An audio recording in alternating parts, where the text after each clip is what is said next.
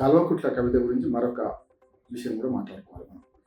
ఎందుకంటే ఎవరెవరి ప్రైవేటు బతుకు వారి వారి సొంతం, పబ్లిక్లో నిలబడితే ఏమైనా అంటాం Tom Tom Tom Tom Tom Tom అన్నారు శ్రీ మహాకవి శ్రీ. వాళ్ళకు వాళ్ళు బజార్న పడుతున్నారు, వాళ్ళు ఆరోపణ చేసుకుంటున్నారు. మరి మనకేమిటి సంబంధం కాకుండా ఆమె అశుద్ధ మీద రాయి ఇస్తుంది. అశుద్ధ అందరి ముఖాల మీద పడుతుంది, ప్రజల ముఖాల మీద కూడా పట్టినట్టు లెక్క. ఆయన ప్రశ్నలు అడిగింది వాళ్ళ డాడీని అయినా సరే కొంత వెలగతుల సభ గురించి ముందు పెట్టి పార్టీల నడవడిక గురించి అడిగినట్టే లెక్క. కనుక ఇక్కడ ఏమవుతుందంటే ఏదైనా మాట్లాడే ముందు ఆమె ఏదో ఆరోపణలు కానీ ఇవన్నీ కూడా అటు బీజేపీ, ఇటు కాంగ్రెస్, అటు బీఆర్ఎస్ కూడా వేసినట్టే, ప్రజల మీద వేసినట్టే లెక్క. కనుక ఇక్కడ ఒక మాట మనం మాట్లాడుకోవచ్చు.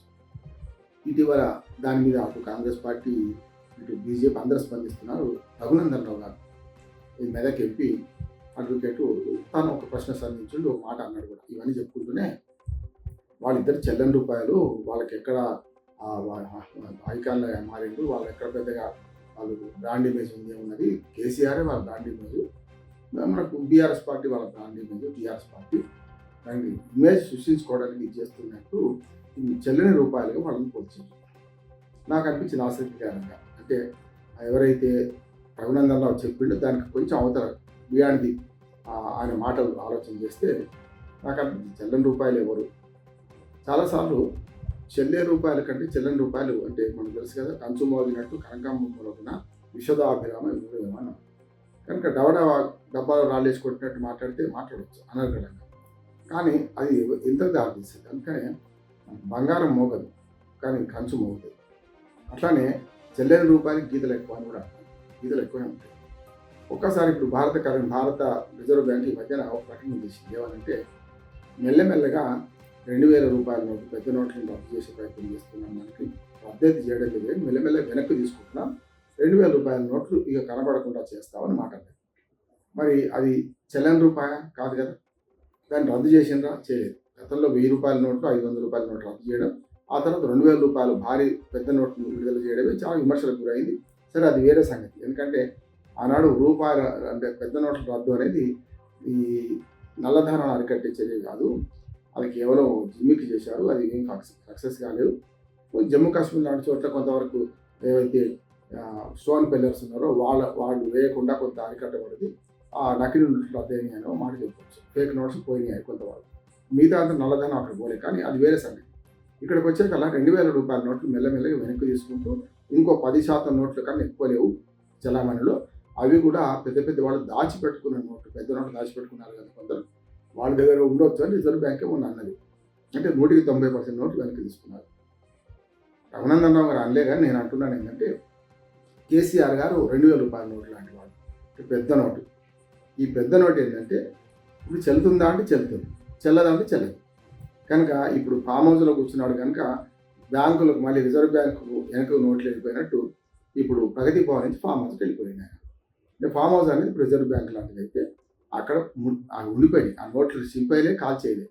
కానీ అంతకు తగ్గ చిన్న నోట్లను మట్టి బ్యాంకులు విడుదల చేస్తున్నారు. వీటి నోట్లు ఎప్పుడో చలామణి ఉండాలి కదా, రిజర్వ్ బ్యాంక్ ఏం చేస్తుంది, విడుదల చేస్తుంది. అట్లా 2000 రూపాయల నోట్ లాంటి వాడు కేసీఆర్ అయితే 10 రూపాయల బిల్లు లాంటి వాళ్ళు కేటీఆర్ను కవిత నేను అంటున్నాను. ఎందుకు ఈ మాట అంటున్నానంటే 10 రూపాయల బిల్లులు చెల్తలేవు ప్రచారం చేస్తున్నారు. కానీ చెల్లుతాయి, అవి కూడా చెల్లుతాయి. 10 రూపాయల బిల్లును నాణ్యాన్ని మేము రద్దు చేయలేదు రిజర్వ్ బ్యాంకు నోటికి ఒక్కడికి 10 సార్లు చెప్పాల్సి వస్తుంది, అరిచి గీ పెట్టాల్సి వస్తుంది. కానీ ఇప్పటికి కూడా కూరగాయల వ్యాపారం నుంచి మొదలుపెట్టి బాగా చదువుకున్న వాడు కూడా 10 రూపాయల నాణ్యం ఇస్తే తీసుకొని పోమంటున్నాం.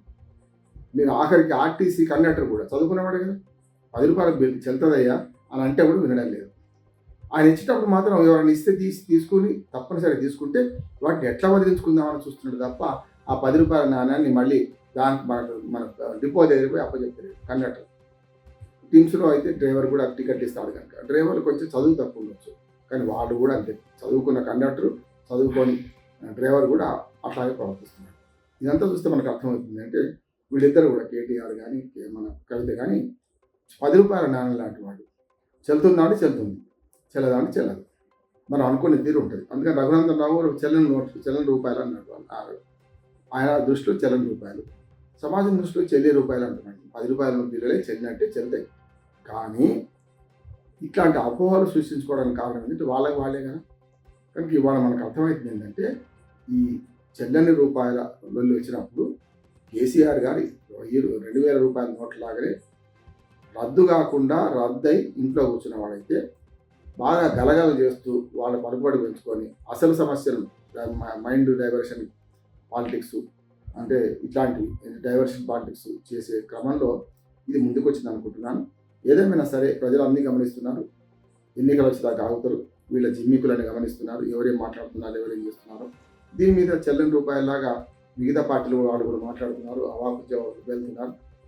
కానీ నిజం మాత్రం నీకు కుదరదు. ఆమె ఆరోపణలు ఏమి ఉన్నాయి, ఆమె ఆరోపణలు దేవుడు మన కేసీఆర్ మీద ఎవరి మీద తేలుతాయి. తేలిన తర్వాత పార్టీలో సంక్షోభం మరి టీ కప్పులో తుఫాన్ లాగపోతుందా, గట్టిగా పెరుగుతుందా, వాళ్ళు ఆలోచించుకోవాలి. ఇది కుటుంబ కథా చిత్రం చూపిస్తున్న వీళ్ళు చెల్లని రూపాయలు చెల్లే రూపాయలు లాగా కొట్లాడుకుంటున్నారు తప్ప ఎవరు ఏ రూపాయి చెల్లుతుంది ఏ రూపాయి చెల్లదని ఎన్నికల్లో తేలుతుంది. ఇప్పుడు రేపు 2028 లోపల వచ్చే 3-4 ఎన్నికలు స్థానిక ప్రభుత్వాలు ఉన్నాయి. అట్లాగే మధ్యన ఎమ్మెల్సీ ఎలక్షన్స్ వస్తాయి. చివరికి అసెంబ్లీ ఎన్నికలు 2029 పార్లమెంట్ ఎన్నికలు. అప్పుడు దాకా వేచి చూడాల్సిందే. ఈ కుటుంబ కథా చిత్రాన్ని మనం ఆస్వాదిద్దాం, తప్పుంటే విమర్శిద్దాం. అంతగానో మనం ఏం చేసేది. మౌన ప్రేక్షకులుగా మాత్రం ప్రజలు ఉండరు. ఇవాళ కాకపోతే రేపు కాకపోతే ఎన్నికలు వచ్చినప్పుడు కాలంబు రాగానే కాటేసి తీస్తారు. ఈ పార్టీల జిమ్మికులన్నీ చూస్తున్నారు. ఈ జిమ్మికులకు ముగింపు వాక్యం పలికేది అంతిమంగా ప్రజలే న్యాయ నిర్ణేతలు, ప్రజలే తీర్పారు. నమస్కారం.